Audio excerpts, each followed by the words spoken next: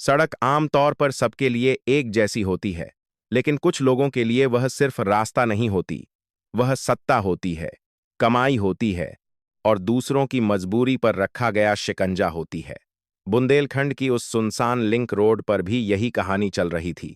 दोपहर ढल चुकी थी, सूरज की तपिश मिट्टी से उठती धूल में घुलकर आंखों में चुभ रही थी और चारों तरफ ऐसा सन्नाटा था जैसे यह रास्ता खुद जानता हो कि यहां जो कुछ होने वाला है वह ठीक नहीं है।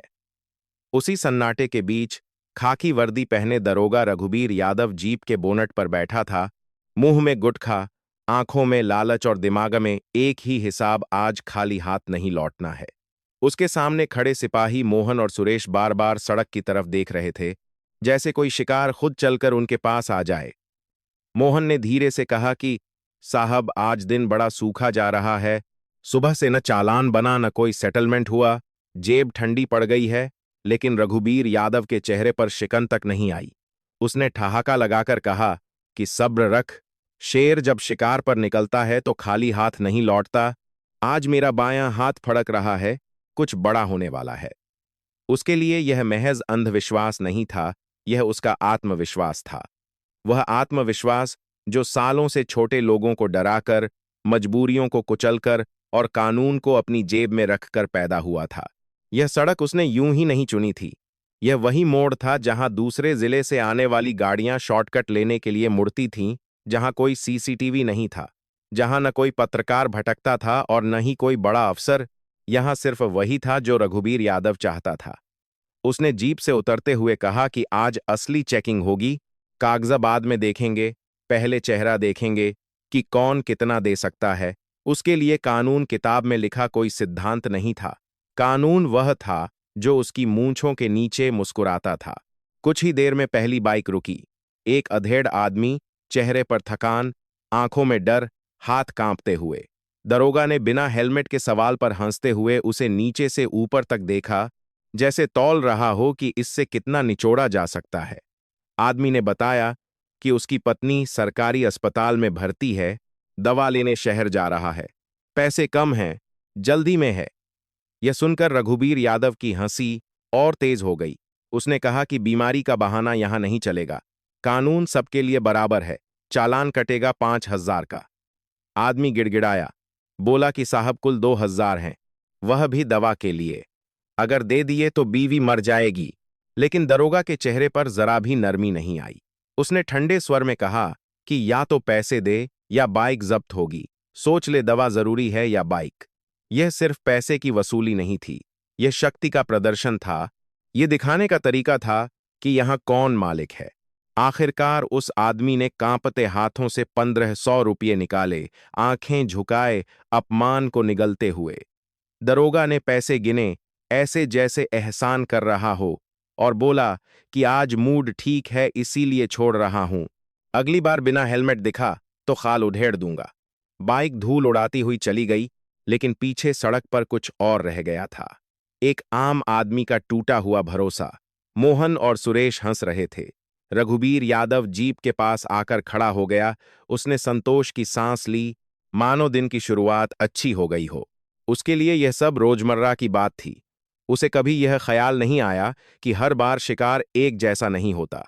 वह यह भूल चुका था कि सत्ता का नशा जितना मीठा लगता है उतना ही खतरनाक भी होता है।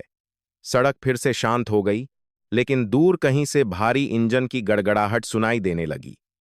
पहले यह आवाज हल्की थी, फिर धीरे धीरे साफ होने लगी, जैसे कोई बड़ा वाहन इस छोटे से रास्ते पर बढ़ रहा हो। मोहन ने उत्साहित होकर कहा कि साहब, लगता है कोई बड़ा फंसने वाला है, आवाज से तो ट्रक लग रहा है। रघुबीर यादव की आंखें चमक उठीं।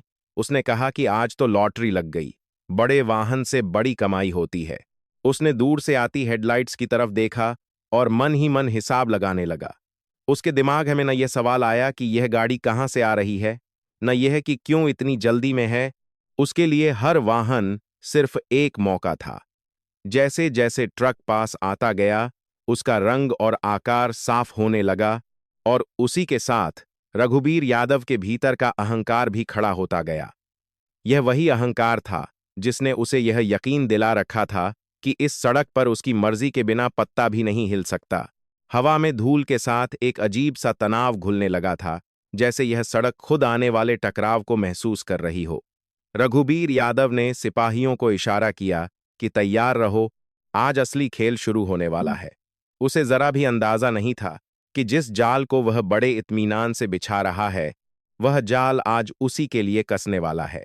उसे यह भी नहीं पता था कि कुछ ही देर में उसकी खाकी वर्दी, जिस पर उसे इतना घमंड था, वही वर्दी उसके सवालों का बोझ उठाने वाली है। उस क्षण वह खुद को शिकारी समझ रहा था, लेकिन कहानी यहीं से करवट लेने वाली थी, क्योंकि हर जाल हमेशा कमजोर को ही नहीं पकड़ता, कभी कभी वह गलत शिकार के लिए भी बिछ जाता है। सूरज अब ढलान पर था और आसमान का रंग धीरे धीरे पीले से गाढ़े नारंगी में बदल रहा था, जैसे दिन खुद किसी अनकहे दबाव में झुक रहा हो।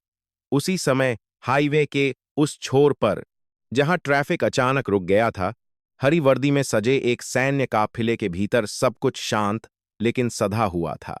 ट्रक के केबिन में बैठे ड्राइवर हविलदार समीर ने आईने में पीछे बैठे जवानों की तरफ देखा और फिर सामने बैठे कर्नल अर्जुन प्रताप चौहान से कहा कि सर, जाम काफी लंबा लग रहा है, समय हाथ से निकल रहा है। कर्नल ने घड़ी पर नजर डाली। आवाज में कोई घबराहट नहीं थी, सिर्फ जिम्मेदारी थी। उन्होंने कहा कि कोशिश करो, अंधेरा होने से पहले बेस कैंप पहुंचना है, इस इलाके में रात रुकना सही नहीं। उनके शब्दों में न आदेश की कठोरता थी, न डर, बस अनुभव की गंभीरता थी। वह अनुभव जो बरसों की सेवा में चुपचाप जमा हुआ था। हाईवे पर फंसे वाहनों की कतार जैसे जैसे लंबी होती गई। हविलदार ने नक्शा खोलकर बताया कि पास ही एक लिंक रोड है, गांव के बीच से होकर जाती है और आगे जाकर फिर मुख्य सड़क से मिल जाती है। रास्ता थोड़ा खराब है, लेकिन ट्रक निकल सकता है। कुछ पल के लिए केबिन में सन्नाटा छा गया। हर कोई जानता था कि बड़े सैन्य वाहन को गांव की सड़क पर ले जाना जोखिम से खाली नहीं, लेकिन समय की मजबूरी और ड्यूटी का दबाव उस जोखिम से बड़ा था। कर्नल ने बिना हिचक कहा कि मोड़ लो गाड़ी, मशीन मजबूत है और हम किसी पर बोझ नहीं बनेंगे। उनके लिए यह सिर्फ रास्ता बदलना नहीं था, यह फैसला था, और फैसले लेने की आदत उन्हें सिखाई गई थी। जैसे ही ट्रक हाईवे से उतरकर संकरी सड़क पर मुड़ा, आसपास का माहौल बदल गया। खुले मैदान, सूखे पेड़, मिट्टी की गंध और दूर दूर तक फैला सन्नाटा। जवानों की बातचीत हल्की फुल्की थी। कोई छुट्टी की बातें कर रहा था, कोई घर की, लेकिन सबकी निगाहें चौकन्नी थीं। कर्नल अर्जुन प्रताप चौहान खिड़की से बाहर देखते हुए चुप थे। उनकी आंखों में उस जमीन के लिए सम्मान था जिस पर वे चल रहे थे। उनके लिए यह इलाका सिर्फ एक भूगोल नहीं था, यह वही देश था जिसकी कसम उन्होंने खाई थी। गाड़ी आगे बढ़ ही रही थी कि दूर सड़क पर खाकी वर्दी की हलचल दिखी। 2-3 पुलिस वाले, एक जीप और बीच सड़क पर लगाया गया अस्थायी नाका। हविलदार ने धीरे से कहा कि सर, आगे पुलिस चेकिंग लग रही है। कर्नल ने तुरंत रफ्तार कम करने का इशारा किया। उनकी आवाज शांत थी। उन्होंने कहा कि नियम के तहत चलते हैं, कोई बहस नहीं, कोई जल्दबाजी नहीं। उनके लिए वर्दी का मतलब सिर्फ अधिकार नहीं था, बल्कि अनुशासन था, और वह अनुशासन हर हाल में बनाए रखना उनकी आदत में शामिल था। उधर नाके पर खड़े दरोगा रघुबीर यादव की नजर जैसे ही इस भारी वाहन पर पड़ी, उसकी आंखों में वही पुरानी चमक लौट आई। उसने दूर से ही अंदाजा लगा लिया था कि यह कोई आम ट्रक नहीं है। रंग, बनावट और चाल से साफ था कि यह फौजी वाहन है, लेकिन उसके चेहरे पर जरा भी संकोच नहीं आया। उसके दिमाग में तुरंत वही सोच उभरी, फौजी हो या मौजी, मेरी सड़क से गुजर रहा है तो टैक्स तो देना पड़ेगा। उसने सिपाहियों को इशारा किया कि इसे रोको, आज देखते हैं किसमें कितना दम है। ट्रक रुकते ही हविलदार नीचे उतरा, सलीके से सलाम किया और पूछा कि क्या समस्या है। रघुबीर यादव ने उसे ऊपर से नीचे देखा, जैसे उसकी वर्दी को तौल रहा हो, और कड़क आवाज में कहा कि कागजात दिखाओ, लाइसेंस, परमिट, रूट मैप, सब। हविलदार ने संयम से जवाब दिया कि यह आर्मी का वाहन है, आधिकारिक ड्यूटी पर है, रक्षा मंत्रालय के आदेश हैं। लेकिन यह शब्द रघुबीर यादव के कानों में जैसे चुभ गए। उसने हंसते हुए कहा कि मुझे कानून मत सिखा, कागज दिखाओ वरना गाड़ी सीज कर दूंगा। इतनी देर में कर्नल अर्जुन प्रताप चौहान भी नीचे उतर आए। उनकी चाल में न कोई आक्रोश था, न जल्दबाजी, बस ठहराव था। उन्होंने शांत स्वर में कहा कि अगर कोई बात है तो उनसे की जाए। जवान के साथ इस तरह का व्यवहार ठीक नहीं। रघुबीर यादव के चेहरे पर व्यंग्य फैल गया। उसने ठहाका लगाया और बोला कि तो तुम हो इनके सरदार। यहां मेरी मर्जी के बिना परिंदा भी पर नहीं मारता।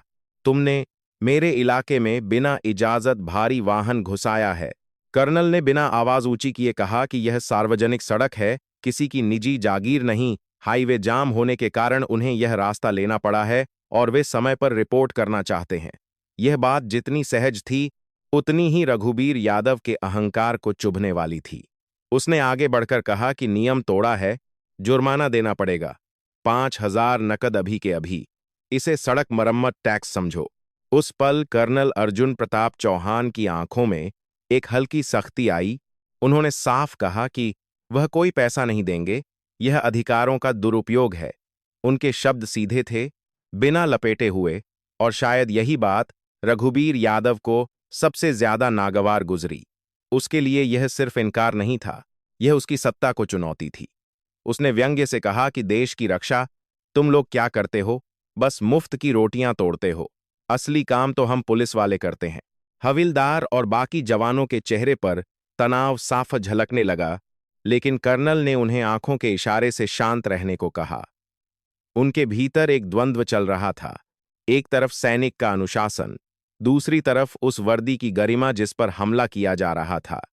वह जानते थे कि एक शब्द, एक गलत कदम हालात को बेकाबू कर सकता है, इसलिए उन्होंने खुद को संयत रखा। रघुबीर यादव को यह संयम कमजोरी लगा। उसने और पास आकर धमकी दी कि अगर अभी पैसे नहीं दिए तो गाड़ी जब्त होगी और वीडियो वायरल कर दिया जाएगा। सड़क पर हवा और भारी हो गई, जैसे सब कुछ थम सा गया हो।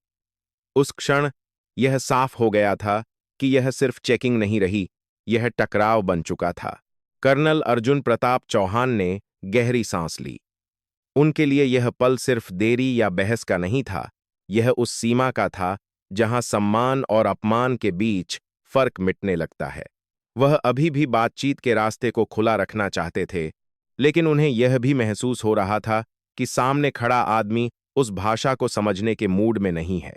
सड़क पर खड़ी वह सैन्य गाड़ी अब सिर्फ एक वाहन नहीं थी, वह एक प्रतीक बन चुकी थी और उस प्रतीक को चुनौती दी जा चुकी थी। सूरज लगभग ढल चुका था। अंधेरा धीरे धीरे सड़क पर उतर रहा था और उसी के साथ हालात भी गहराते जा रहे थे। यह साफ था कि यह टकराव यहीं खत्म नहीं होने वाला, और जो कुछ आगे होने वाला है वह सिर्फ दो वर्दियों के बीच की बहस नहीं रहेगा, बल्कि एक ऐसे सच को सामने लाएगा जिसे दबाने की आदत रघुबीर यादव को बहुत पुरानी थी। कहानी अब उस मोड़ पर पहुंच चुकी थी जहां पीछे लौटने का रास्ता धुंधला हो चुका था और आगे सिर्फ टकराव था। अंधेरा अब पूरी तरह सड़क पर उतर चुका था और लिंक रोड की खामोशी में सिर्फ इंजन की धीमी घरघराहट और लोगों की सांसों की आवाज बची थी।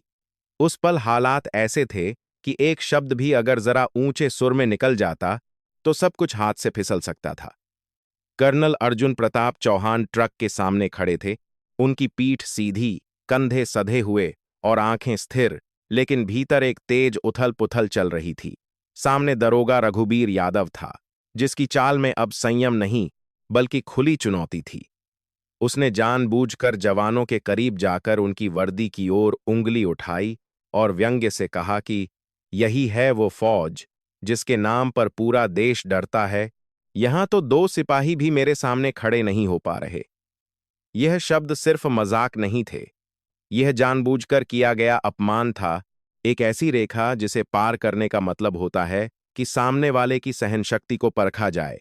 हविलदार समीर का झबड़ा कस गया, उसकी मुट्ठियां अपने आप भींच गईं, लेकिन कर्नल की हल्की सी नजर ने उसे वहीं रोक दिया। कर्नल जानते थे कि सैनिक का असली इम्तिहान मैदान में नहीं, बल्कि ऐसे ही पलों में होता है जहां उकसावे के बावजूद संयम बनाए रखना पड़ता है। उन्होंने शांत लेकिन ठोस आवाज में कहा कि वे नियम के दायरे में हैं और किसी भी तरह की अवैध वसूली नहीं करेंगे। यह वाक्य छोटा था, लेकिन उसमें झुकाव नहीं था। रघुबीर यादव के चेहरे पर एक अजीब सी मुस्कान फैल गई, जैसे उसे वही जवाब मिल गया हो जिसकी उसे तलाश थी। उसने जोर से हंसते हुए कहा कि तुम लोग बहुत ज्यादा सीधे हो, दुनिया ऐसे नहीं चलती। यहां जो ताकतवर होता है वही नियम बनाता है।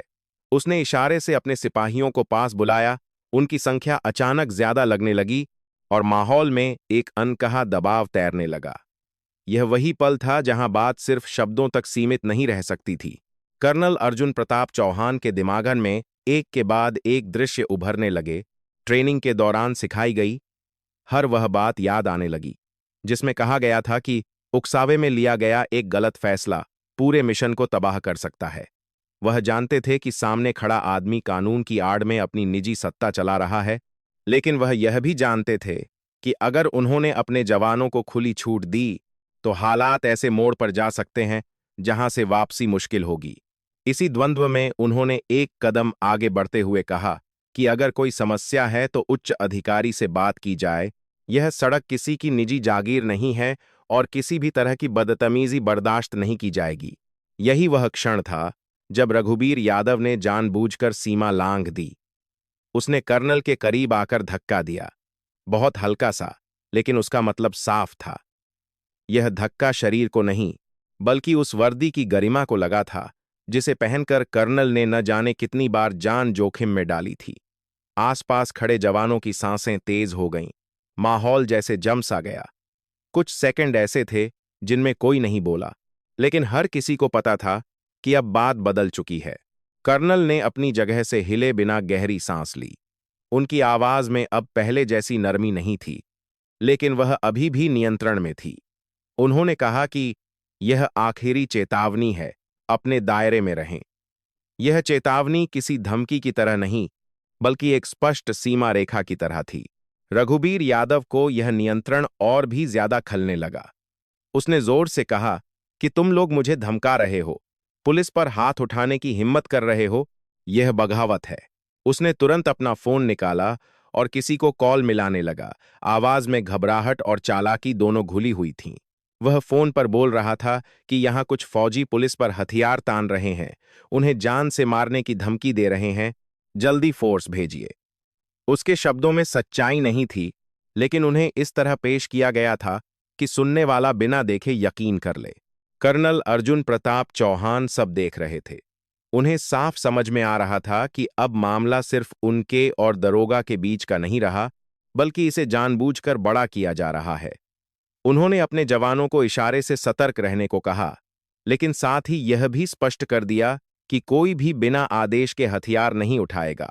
यह आदेश साधारण नहीं था, यह उस सिद्धांत की याद दिलाता था कि सैनिक की ताकत सिर्फ हथियार में नहीं, बल्कि उसके संयम में भी होती है। रघुबीर यादव ने फोन बंद किया और व्यंग्य से मुस्कुराते हुए कहा कि अब देखते हैं तुम्हें कौन बचाने आता है। 10 मिनट में पूरी फोर्स यहां होगी, तब तुम्हारी सारी अकड़ निकल जाएगी। उसकी आवाज में जीत का भरोसा था, जैसे उसने पहले ही फैसला सुना दिया हो। अंधेरे में सड़क और भी तंग लगने लगी थी। हवा में एक अजीब सी ठंडक और तनाव था।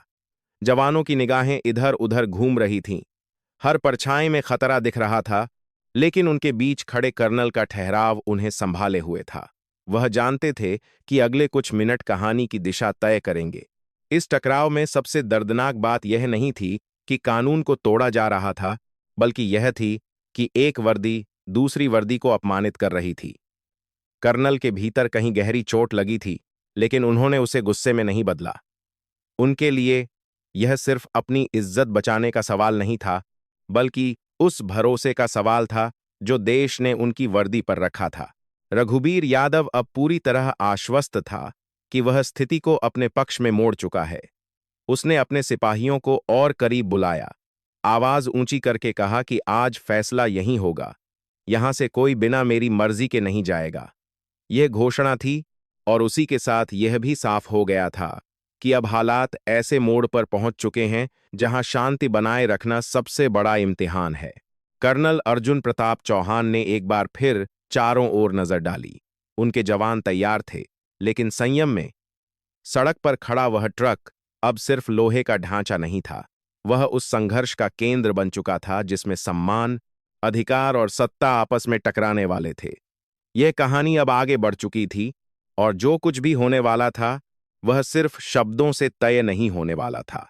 रात अब पूरी तरह उस सड़क पर हावी हो चुकी थी, और अंधेरे के साथ साथ हालात भी भारी होते जा रहे थे। पेड़ों की परछाइयां हिलती हुई लग रही थीं, जैसे हर परछाई किसी अनदेखे खतरे की गवाही दे रही हो। दूर कहीं से कुत्तों के भौंकने की आवाज आ रही थी और बीच सड़क पर खड़ा वह सैन्य ट्रक किसी द्वीप की तरह अकेला पड़ गया था। कर्नल अर्जुन प्रताप चौहान अपने जवानों के बीच खड़े थे। चेहरे पर कोई डर नहीं, लेकिन आंखों में पूरी सतर्कता। उन्हें अच्छी तरह पता था कि अब यह टकराव सिर्फ शब्दों का नहीं रहा, अब हर सेकंड हालात को विस्फोट के करीब ले जा सकता था। दरोगा रघुबीर यादव इधर उधर टहल रहा था, फोन बार बार कान से लगाकर यह जताने की कोशिश कर रहा था कि मदद बस पहुंचने ही वाली है। उसके शब्दों में घबराहट और झूठ का अजीब मिश्रण था, लेकिन उसके चेहरे पर अब भी वही घमंड चिपका हुआ था। उसने अपने सिपाहियों से कहा कि चौकन्ने रहो, ये लोग भागने की कोशिश करेंगे, और फिर जोर से कर्नल की तरफ देखकर बोला कि ज्यादा चालाकी मत दिखाना, अभी कानून दिखाता हूं। यह कानून की धमकी नहीं थी, यह ताकत की धमकी थी, और यही बात सबसे ज्यादा खतरनाक थी। कर्नल अर्जुन प्रताप चौहान ने धीमी आवाज में अपने जवानों को आदेश दिया कि कोई भी उकसावे में न आए, हथियार सुरक्षित स्थिति में रहें, सिर्फ आत्मरक्षा के लिए तैयार रहो। यह आदेश उनके लिए आसान नहीं था, क्योंकि सामने खड़ी पुलिस संख्या में ज्यादा थी और उनके व्यवहार में कोई संयम नहीं दिख रहा था। हर जवान के भीतर एक सैनिक था जो अपमान का जवाब देना चाहता था, लेकिन उससे भी बड़ा एक अनुशासन था जो उन्हें रोक रहा था। इसी बीच रघुबीर यादव ने जानबूझकर स्थिति को और भड़काने के लिए अपने एक सिपाही को आगे भेजा, जिसने ट्रक के करीब आकर जोर से लात मारी। लोहे से टकराने की आवाज रात के सन्नाटे में गूंज उठी। यह आवाज सिर्फ धातु की नहीं थी, यह चुनौती की थी। जवानों के चेहरे तमतमा उठे, लेकिन कर्नल ने फिर एक बार हाथ उठाकर उन्हें रोक दिया। उनके दिल में एक टीस उठी, क्योंकि यह वाहन सिर्फ सरकारी संपत्ति नहीं था, यह उस भरोसे का प्रतीक था जो देश ने उन पर किया था। रघुबीर यादव ने इस संयम को अपनी जीत समझ लिया। उसने ऊंची आवाज में कहा कि देखो कैसे चुप खड़े हैं, सारी बहादुरी हवा हो गई। उसने यह भी कहा कि अगर अभी नहीं माने तो इन्हें यहीं बंद कर देंगे, और सुबह अखबारों में कहानी कुछ और ही होगी। यह शब्द किसी भी गोली से ज्यादा खतरनाक थे, क्योंकि वे सच्चाई को तोड़ मरोड़ कर पेश करने की धमकी दे रहे थे। कर्नल अर्जुन प्रताप चौहान को एहसास हो गया था कि यह लड़ाई अब सिर्फ सड़क पर नहीं, बल्कि कहानी की भी है कि कौन सच बोलेगा और कौन ज्यादा जोर से बोलेगा। उन्होंने अपने दिमागन में तेजी से हालात का आकलन किया। भागना संभव नहीं था, झुकना स्वीकार्य नहीं था, और हमला करना आखिरी विकल्प था जिसे वह हर हाल में टालना चाहते थे। यही वह क्षण था जहां एक सैनिक का असली इम्तिहान होता है, जब उसे बिना गोली चलाए युद्ध जीतने की कोशिश करनी होती है। दरोगा ने फिर फोन मिलाया और इस बार आवाज और ऊंची कर दी, जैसे सामने वाला सुन न रहा हो। वह कह रहा था कि आर्मी वाले बगावत कर रहे हैं, पुलिस पर हथियार तान रहे हैं, और किसी भी समय जान का खतरा हो सकता है। उसके शब्द हवा में फैलते गए और उस अंधेरे रास्ते पर एक झूठा युद्ध क्षेत्र खड़ा करने लगे। कर्नल ने यह सब सुनते हुए अपने एक जवान को इशारा किया और ट्रक के अंदर लगे कैमरे की तरफ देखा। यह कैमरा हर ऑपरेशनल मूवमेंट के लिए था और उसकी लाल बत्ती लगातार जल रही थी। यह छोटा सा विवरण उस समय उम्मीद की एक पतली किरण जैसा था, क्योंकि सच भले ही उस वक्त दबा हुआ था, लेकिन वह रिकॉर्ड हो रहा था। पुलिस वाले अब और करीब आ चुके थे। उनके हाथों में लाठियां और बंदूकें थीं, और उनकी आंखों में भ्रम और उत्तेजना। किसी को भी साफ आदेश नहीं था, बस उकसावे की आग थी। हवा में बारूद जैसी गंध नहीं थी, लेकिन तनाव उतना ही घना था। जवानों के बीच फुसफुसाहट शुरू हो गई थी। हर कोई यह समझ रहा था कि अगर अब कुछ भी गलत हुआ तो मामला हाथ से निकल जाएगा। कर्नल अर्जुन प्रताप चौहान ने एक कदम आगे बढ़कर साफ और ऊंची आवाज में कहा कि कोई भी कानून से ऊपर नहीं है और वे किसी भी तरह की हिंसा नहीं चाहते। उन्होंने यह भी कहा कि वे उच्च अधिकारियों के आने का इंतजार करेंगे और वहीं सच्चाई सामने रखी जाएगी। यह शब्द शांति की पेशकश थे, लेकिन रघुबीर यादव के कानों में यह कमजोरी की तरह गूंजे। उसने चिल्लाकर कहा कि यहां मेरी चलेगी, एसपी भी आएगा तो पहले मेरी बात सुनेगा। यह कहते हुए उसने कर्नल के और करीब जाने की कोशिश की, लेकिन इस बार दो जवान एक साथ आगे आ गए और उसके और कर्नल के बीच खड़े हो गए। यह कोई हमला नहीं था, यह एक दीवार थी जो साफ कह रही थी कि अब और आगे बढ़ने की इजाजत नहीं है। कुछ सेकंड ऐसे थे जिनमें सब कुछ थम सा गया। न कोई बोला, न कोई हिला, सिर्फ सांसों की आवाज और दूर कहीं इंजन के ठंडा होने की ध्वन। यह वही क्षण था जहां समय जैसे रुक गया हो। हर किसी को पता था कि अगले कुछ मिनट तय करेंगे कि यह रात कैसे खत्म होगी। रघुबीर यादव ने पीछे हटते हुए जोर से कहा कि तुम लोग ठीक नहीं कर रहे, इसका अंजाम बुरा होगा। उसकी आवाज में अब डर की झलक थी, लेकिन वह डर भी धमकी के लहजे में छिपा हुआ था। कर्नल अर्जुन प्रताप चौहान ने अपने जवानों की तरफ देखा। उनके चेहरे पर थकान थी, लेकिन डर नहीं था। उन्होंने मन ही मन तय कर लिया था कि चाहे जो हो, वह इस स्थिति को बिना अनावश्यक हिंसा के संभालेंगे। यह फैसला आसान नहीं था, लेकिन यही वह फर्क था जो वर्दी को वर्दी से अलग करता है। रात और गहरी होती जा रही थी। सड़क पर खड़े लोग, वाहन और परछाइयां सब किसी बड़े फैसले का इंतजार कर रहे थे। यह साफ था कि यह संघर्ष अब अपने चरम के करीब है, और जिस घड़ी का सबको इंतजार है, वह दूर नहीं है।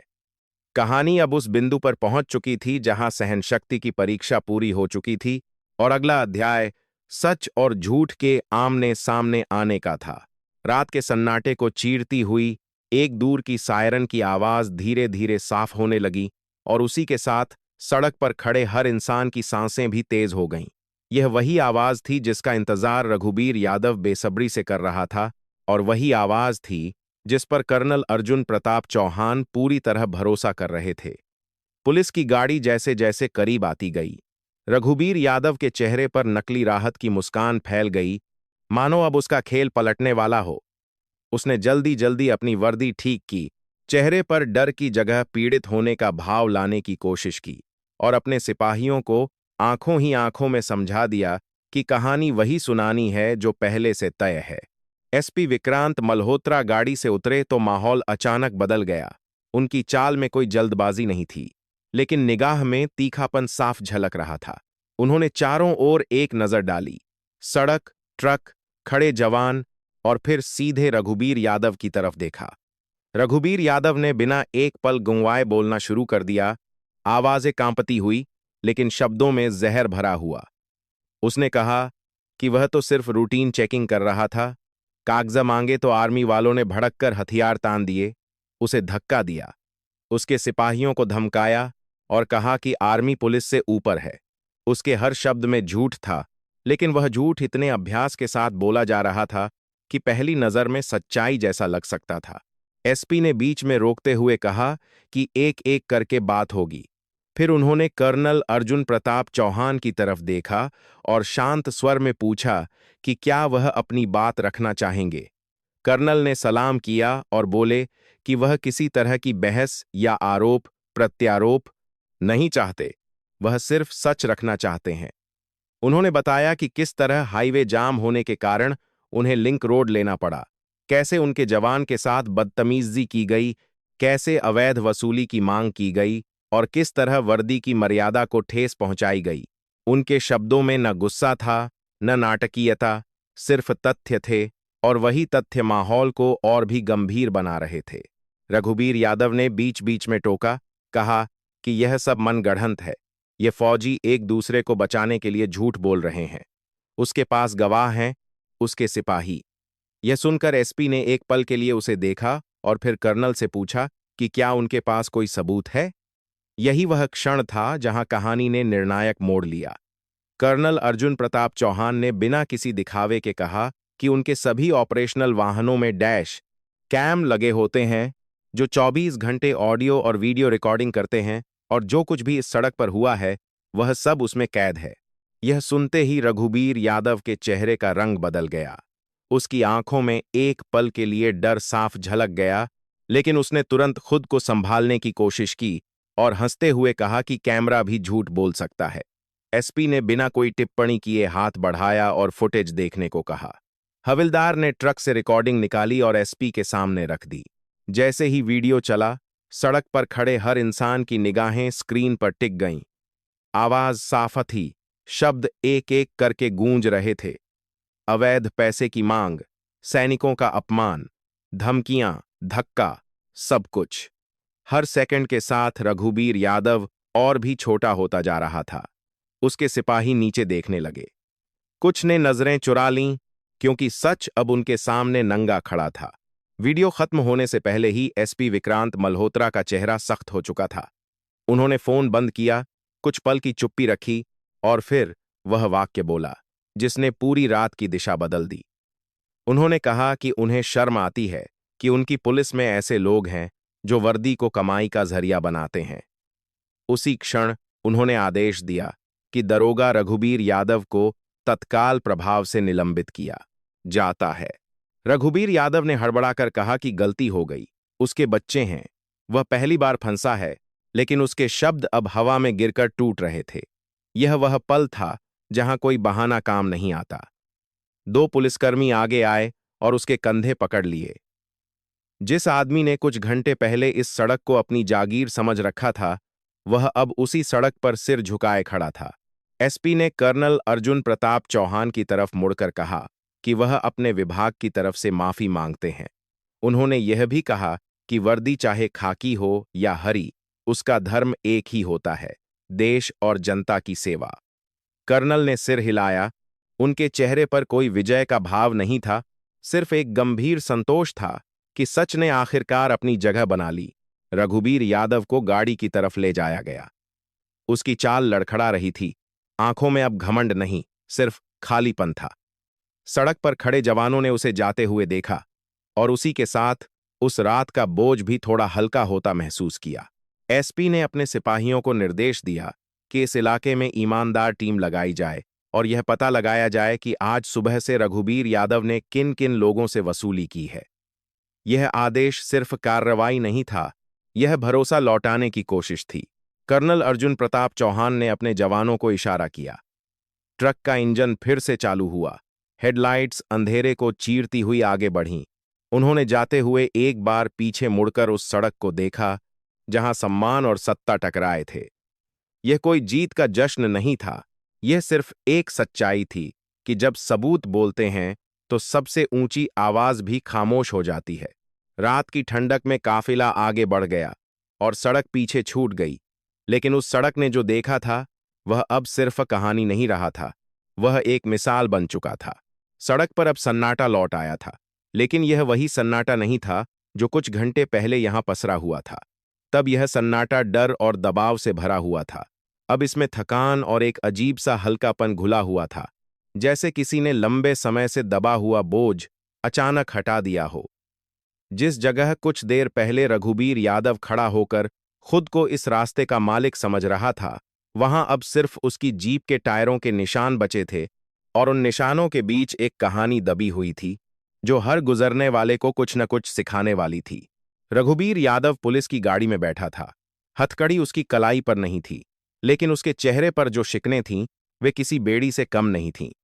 खिड़की से बाहर देखते हुए उसकी आंखों के सामने बीते कुछ साल घूम रहे थे। वे छोटी छोटी वसूली, वे हंसी मजाक, वे धमकियां जिन्हें वह कभी जुर्म नहीं समझता था। उसे पहली बार एहसास हो रहा था कि सत्ता का नशा कितना अंधा कर देता है। उसने कभी नहीं सोचा था कि जिस वर्दी को वह ढाल की तरह इस्तेमाल करता आया है, वही वर्दी एक दिन उससे सवाल करेगी। उसके मन में बच्चों का चेहरा उभर आया और यह ख्याल कि कल जब वे स्कूल जाएंगे तो उनका नाम किस तरह लिया जाएगा। यह डर किसी सजा से बड़ा था, क्योंकि यह उसकी पहचान से जुड़ा था। उधर सड़क के दूसरे छोर पर कर्नल अर्जुन प्रताप चौहान अपने ट्रक के पास खड़े थे।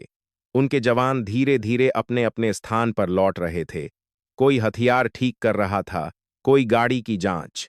बाहर से सब सामान्य लग रहा था, लेकिन भीतर हर किसी के मन में वह टकराव अभी भी गूंज रहा था। कर्नल जानते थे कि आज की रात उनके लिए किसी जीत की तरह नहीं है। उन्होंने कोई लड़ाई नहीं जीती थी, उन्होंने बस एक रेखा खींची थी और उस रेखा को पार होने से रोका था। एसपी विक्रांत मल्होत्रा कुछ देर वहीं खड़े रहे। उन्होंने आसपास देखा, सड़क, पेड़, अंधेरा, और फिर उस ट्रक की तरफ देखा जिस पर भारतीय सेना का निशान बना था। उन्होंने गहरी सांस ली और कर्नल के करीब आकर कहा कि आज जो हुआ वह सिर्फ एक व्यक्ति की गलती नहीं है, यह उस सोच का नतीजा है जो धीरे धीरे व्यवस्था में घुस जाती है। उन्होंने यह भी कहा कि अगर आज यह सच सामने नहीं आता, तो शायद कल किसी और के साथ यही होता। यह स्वीकारोक्ति आसान नहीं थी, लेकिन यह जरूरी थी। कर्नल अर्जुन प्रताप चौहान ने शांति से जवाब दिया कि वह किसी विभाग के खिलाफ नहीं हैं, न ही किसी व्यक्ति को नीचा दिखाना चाहते थे। उन्होंने कहा कि उनका काम सिर्फ अपने जवानों और अपनी वर्दी की मर्यादा की रक्षा करना है। उनके शब्दों में कोई कटुता नहीं थी, बस स्पष्टता थी। यह वही स्पष्टता थी जिसने पूरे घटनाक्रम को हिंसा में बदलने से रोका था। एसपी ने अपने सिपाहियों को निर्देश दिया कि इस रूट पर नई टीम तैनात की जाए और यह जांच की जाए कि सुबह से अब तक किन किन लोगों से अवैध वसूली की गई थी। यह आदेश सिर्फ कार्रवाई का नहीं था, यह भरोसे की मरम्मत का प्रयास था। उन्होंने यह भी कहा कि जो लोग आज डर के मारे चुप रहे, उन्हें अब बोलने का मौका मिलना चाहिए। काफिला चलने को तैयार था। इंजन स्टार्ट हुआ, हेडलाइट्स जलीं और ट्रक धीरे धीरे आगे बढ़ने लगा। कर्नल ने एक बार फिर उस सड़क को देखा।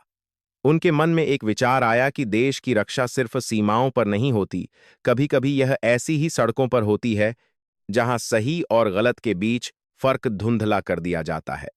उन्होंने अपने जवानों से कहा कि जो हुआ उसे पीछे छोड़ दो, लेकिन उससे मिली सीख को साथ रखो। रात गहराती जा रही थी।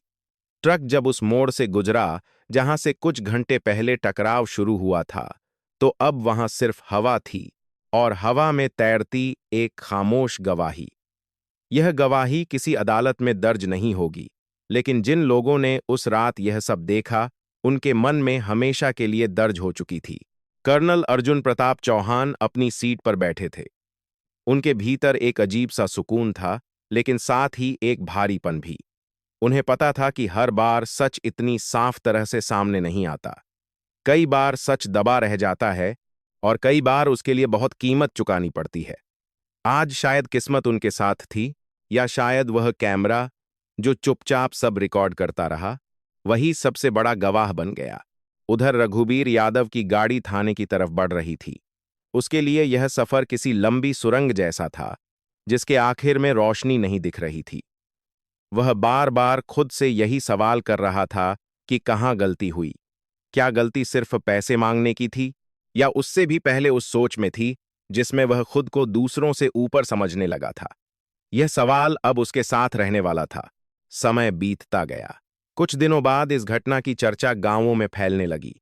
लोग एक दूसरे को बताते कि कैसे एक दरोगा जो खुद को कानून समझता था, उसी कानून के सामने खड़ा कर दिया गया। कुछ लोग इसे किस्मत कह रहे थे, कुछ इसे हिम्मत और कुछ इसे बस एक संयोग। लेकिन जो लोग उस सड़क से गुजरे थे, वे जानते थे कि यह संयोग नहीं था, यह उस पल का नतीजा था जब किसी ने झुकने से इनकार कर दिया। इस कहानी में कोई सुपर हीरो नहीं था। कर्नल ने कोई चमत्कार नहीं किया।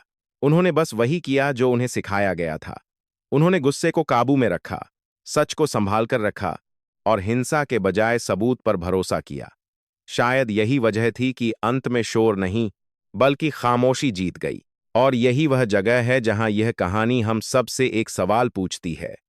जब आपके सामने गलत खड़ा हो और वह ताकतवर हो, तब आप क्या करेंगे? क्या आप चुप रहेंगे क्योंकि रास्ता सुरक्षित है, या आप वह जोखिम उठाएंगे जो सच के साथ खड़ा होने में होता है?